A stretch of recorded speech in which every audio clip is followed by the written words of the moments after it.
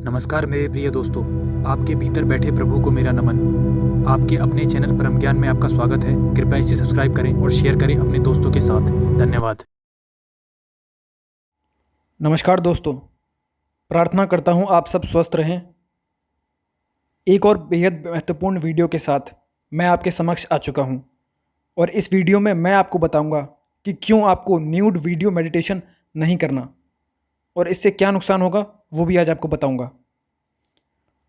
इसीलिए इसे अंत तक देखें, तभी आपको ये समझ में आएगा और इसे शेयर भी करें। बहुत बहुत धन्यवाद। तो देखें, अब आपको न्यूड फोटो मेडिटेशन के बारे में तो पता ही है। नगन चित्र पर ध्यान करना, होश साधना उसके ऊपर।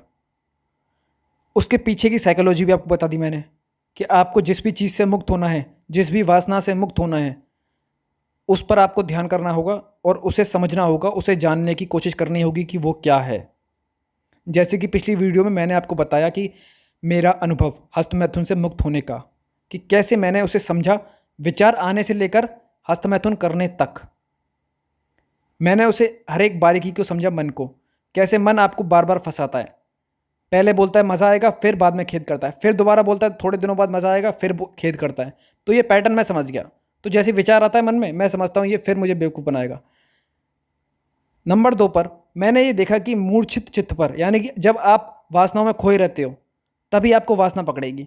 जैसे आप होश से भर गए, वासना जाने लगी, तो जैसे विचार आता मैं होश से भर के उसे भीतर ही देखता। ये मैंने पकड़ा। नंबर 3 पर मैंने देखा कि जो आनंद है संभोग का, हस्तमैथुन का, वो उसका आनंद नहीं है।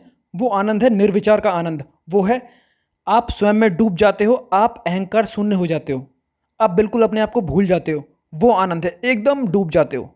वो उसका आनंद है, वो पॉइंट पर जब आप एकदम शून्य हो जाते हो, कोई विचार, कोई भाव, कुछ नहीं होता, वो उसका आनंद है। तो मैं समझ गया कि सारे महापुरुषों ने होश और ध्यान पर इतना जोर क्यों दिया है कि आपको आनंद पाना है तो होश करना पड़ेगा।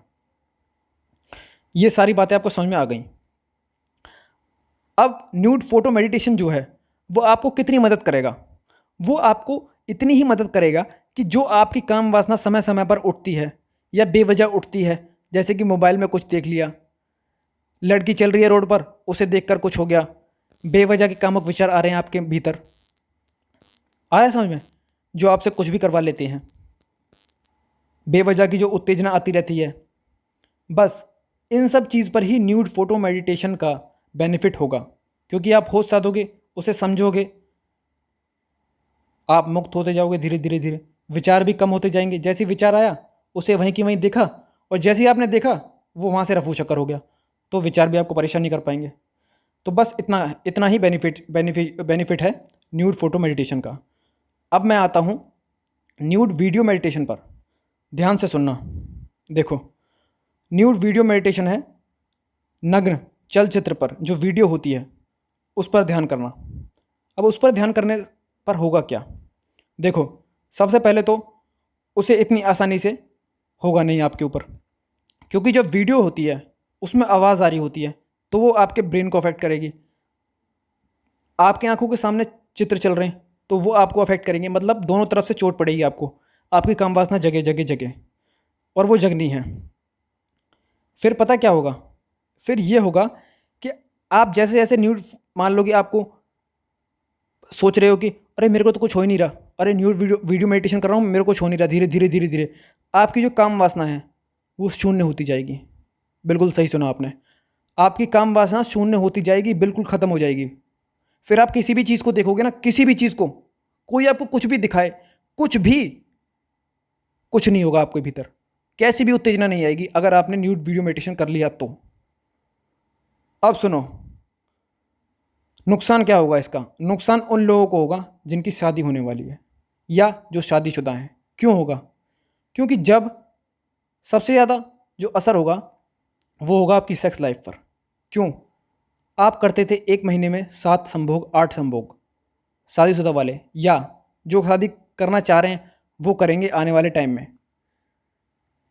वहाँ से उनकी जो संभोग करने की जो वो है आदत है वो ख़त्म हो जाएगी। क्यों? क्योंकि वो इतना लंबा होश साध चुके होंगे, इतना लंबा ध्यान कर चुके होंगे कि उनकी काम वासना रूपांतरित हो जाएगी।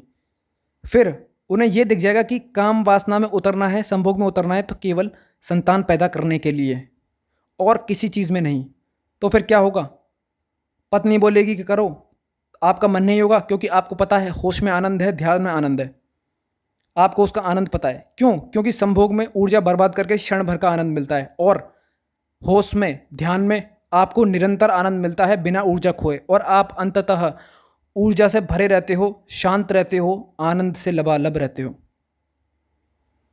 आपको फर्क समझ में आ जाएगा। तो आप फिर नीचे गर्त में क्यों गिरोगे? आप फिर होश करोगे, ध्यान करोगे। और ये चीज़ ना तो पत्नी को पसंद आएगी अगर पति करे तो, और पत्नी करेगी तो पति को पसंद नहीं आएगी। तो क्या होगा फिर? लड़ाई होगी। तो मैं ये कहना चाह रहा हूँ कि आप होश को जानो, उसे समझो, और जो भी आपका पार्टनर है उसे समझाओ और ध्यान करो, और उन्हें ये समझाओ कि संभोग जो है वो केवल संतान पैदा करने के लिए है। इसीलिए तो हमारे जो महापुरुष हैं उन्होंने कहा था कि संभोग से पहले, जो आपका फर्स्ट संभोग है, यानी कि पहले, उससे पहले आपको लंबा ब्रह्मचर्य साधना है, ताकि आपको एक ओजस्वी, तेजस्वी, हष्टपुष्ट बच्चा मिले। क्यों? क्योंकि इतने दिनों के ध्यान के बाद, 5 से 10 साल के ब्रह्मचर्य के पालन के बाद, जब आपने उसे समझ लिया, तब ब्रह्मचर्य का पालन अपने आप होता है। उसे कर लिया तो पता क्या होता है? इतने दिनों के ब्रह्मचर्य के बाद वीर्य की शक्ति कई गुना बढ़ जाती है। जी हाँ, कई गुना, जो कि एक तेजस्वी, ओजस्वी, बलिष्ठ बच्चे के देने के लिए जन्म का कारण बनती है। आज की डेट में क्या देखते हो आप? बच्चे कमज़ोर निकलते हैं। वो कमज़ोर इसलिए निकलते हैं कि बच्चे, जो पिता का जो वीर्य कण है वो कमज़ोर है, जो कि उसने शादी से पहले हस्तमैथुन करके बर्बाद किया, या अब 2-3 साल तक तो बच्चा पैदा नहीं करता, शादी से 2-3 साल बाद तक। तो क्या होता है? उसे संभोग में बर्बाद करता है। तो क्या होता है? वीर्य कण कमज़ोर हो जाता है, तो हम देखते हैं बच्चे को चश्मे लग रहा है, हम देखते हैं बच्चों की हड्डी कमज़ोर है, हम देखते हैं कि बच्चे का शरीर कमज़ोर है, हम देखते हैं कि उसकी हाइट नहीं बढ़ रही, हम देखते हैं कि उसका मजबूती नहीं आ रही है उसके शरीर में, थोड़े थोड़े दिनों बाद बीमार हो जाता है। वो है, जब तक ये समझ में नहीं आएगा हमें कि होश का क्या आनंद है, होश में क्या आनंद है, इसे जानना है पहले, तभी आप देख लो। तभी आपको होश का आनंद समझ में आ गया, और संभोग का ये समझ में आ गया कि ये केवल संतान पैदा करने के लिए सुख है, और वो भी ऐसी संतान जो हष्टपुष्ट बलिष्ठ हो। उसके लिए लंबा ब्रह्मचर्य कैसे पालन होगा, वो समझ के द्वारा होगा।